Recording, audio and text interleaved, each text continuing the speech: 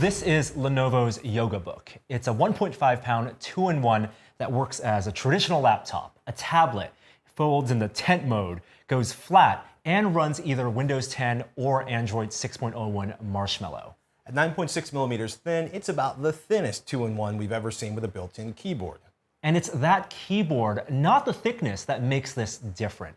The Yoga Book's Halo keyboard has no actual keys. It's actually just a sheet of glass that uses backlighting, capacitive sensors, and vibrating haptic feedback to simulate keys. And at the touch of a button, the keyboard turns into a fully functional Wacom tablet. Lenovo calls it the Create Pad, and using its included real pen, you get Wacom's FieldTech, 2048 pressure levels, and 100 degrees of angle detection in an incredibly portable package. But how does it actually perform as either a laptop or a Wacom tablet? Patrick, you've been using this for a little bit, so today let's go discuss it and review it. All right. All right, Patrick, let's talk about the Yoga Book first as a laptop. I see you have Windows 10 there, and there's that keyboard with no actual keys. It's the weirdest thing, right? You're looking at it, it's a laptop, it's got the watch hinge, everything looks really sweet, magnesium aluminum case, and can I type on this thing? And it turned out actually I can, probably not while the camera is rolling. But I had 3 or 4 people looking over my shoulder and then trying it out. And the one thing we found was that people with long nails have a problem. And if you're a touch typist and you leave your hands on the keys, you'll kind of lock the keyboard up. But once you figure out how to keep your fingers above the keys rather than on the keys, it was really easy. The biggest challenge for me was actually the fact that the buttons for the touchpad are on the left and the right, which is an odd location, and there's only 2-finger scrolling, and other than that, there's not a lot of multi-touch. Right, right. I mean, I remember when tablets first came out and there were just digital keyboards, and it took practice to be able to type fast on something like an iPad keyboard, but people are plenty fast now. Does the haptic feedback actually help? The haptic feedback helps, but it gets annoying after a while, and depending on what your desk is like, you might actually hear every single keystroke kind of vibrating through the desk. So, you can turn off the vibration on key press, you can turn off the touchstone, and you can turn down the brightness. We were kind of surprised how on a couple of the desks in our office, we could hear the vibration of the laptop against the surface of the desk. Turning that vibration off, that made it a lot quieter. And I see that the keys are outlined on that pad. Now, that's not a dynamic backlight, is it? You just turn it off there. Yes. You turn it back on. It's not a screen. It's not a screen. It's basically an outline. You're not going to be like watching a totally separate screen over here. It does 2 things. It shows the outlines of the keys, and then it goes into the touchpad mode where I can use the real pen and I can start drawing with things. Feel free to mock my drawing. I did have people who can actually draw work with this. But yeah, do a thicker line, do a thinner line. The more pressure, the less pressure. Again, no one's going to mistake me for an artist, but the basic premise works, and friends that can draw actually managed to create some decent artwork with this. We mentioned earlier that it runs either Windows 10 or Android. With the x86 model, are you going to be able to run real Windows apps on this? Like web browser, I presume, no problem. I'm actually running, so I got to use it again for about a day before we shot the video. I don't want to render video on this thing. The Atom processor is something less than exciting in its performance. But in terms of having a bunch of windows open, I had Google Docs open, Sheets, several browser windows, and Tidal playing in the background. There were no issues. I don't want to be editing videos, in Adobe, Creative Suite. But other than that, I was pretty comfortable with basic day-to-day usage. Right. And how's that screen quality? The screen looks good. There's a little bit, if you have a very dark scene, you can see a little bit of uneven backlighting on that. But in terms of using it for Netflix or the web or basic art, I had no issues with it. There is some dynamic color correction that some serious artists might have issues with because I do not think it can be disabled. Right. So, that's the performance of the laptop. It's definitely not going to be your fully functional, desktop replacement. It's your companion laptop that you can run, Dropbox and have your files on, and also like running web browsers. No problem with Google Docs. Basically, as functional as like a Chromebook. Yeah, or in some ways more functional than a Chromebook. I love Chromebooks, especially for family members that I don't want to do tech support for.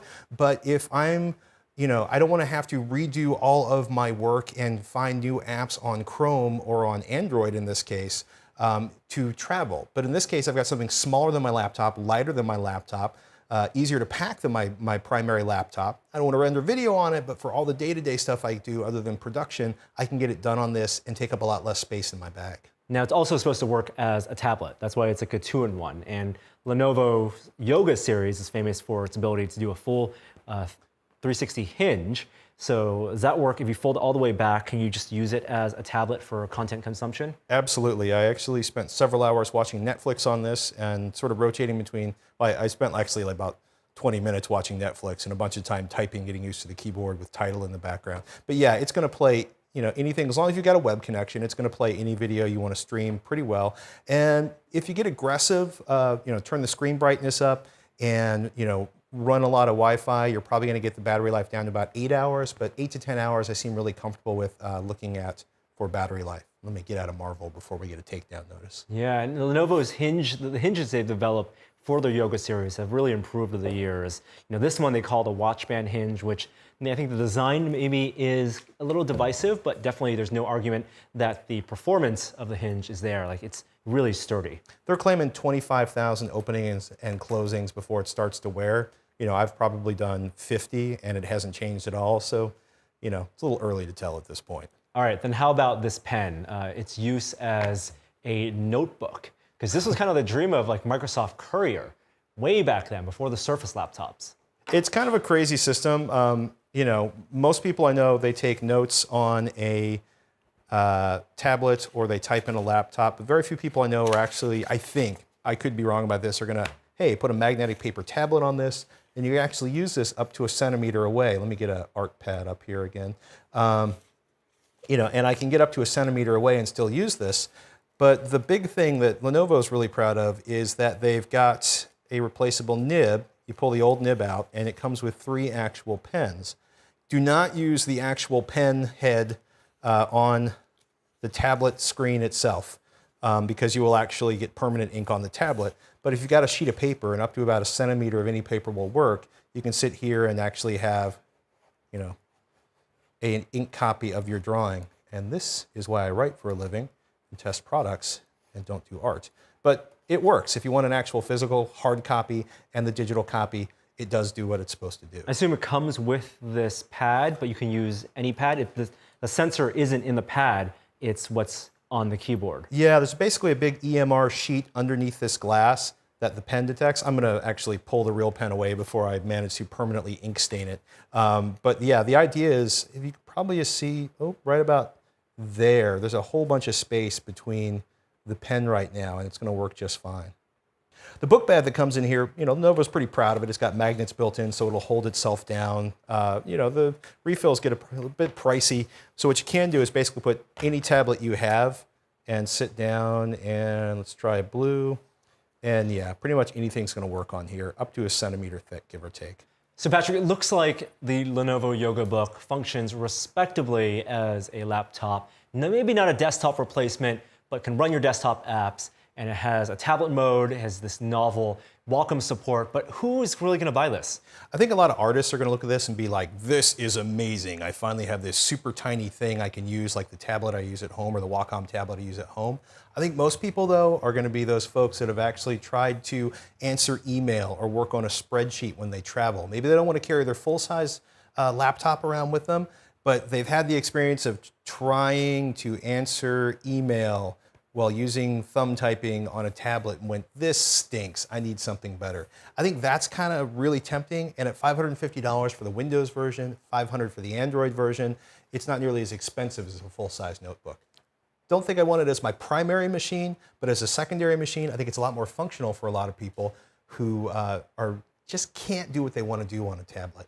And at that price point, you also get 64 gigs of storage, although there is some expandable storage on the side there.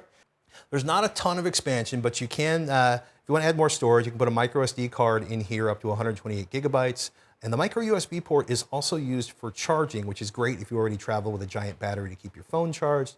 You can do HDMI out. And I should mention, Dolby worked on the speaker system on this. It sounds surprisingly large for something this tiny. When you're sitting there listening to Netflix, it was really impressive. And from that angle, you can really tell how thin this laptop is, which is really impressive. It goes to show the type of form factors you can make with full Windows 10 on a laptop running an Atom processor. Now, we did say there were two models for this. There is a Windows 10 version and an Android version. If I was in the market for the Yoga book, I'd pick up the Windows 10 version. I'm right there with you on Windows. One nice thing, everybody other than the US gets the advantage. They can do micro SD and a nano SIM card inside of that slot on the side. And I could definitely see maybe students would be in the market for this, something to take to the classroom and also do some note taking. And watch a little bit of Netflix when you're not studying. Yeah, it's a really interesting product. I'm glad that Lenovo is experimenting with form factors. And thank you, Patrick, for bringing it in to review. My pleasure. Thanks for having me.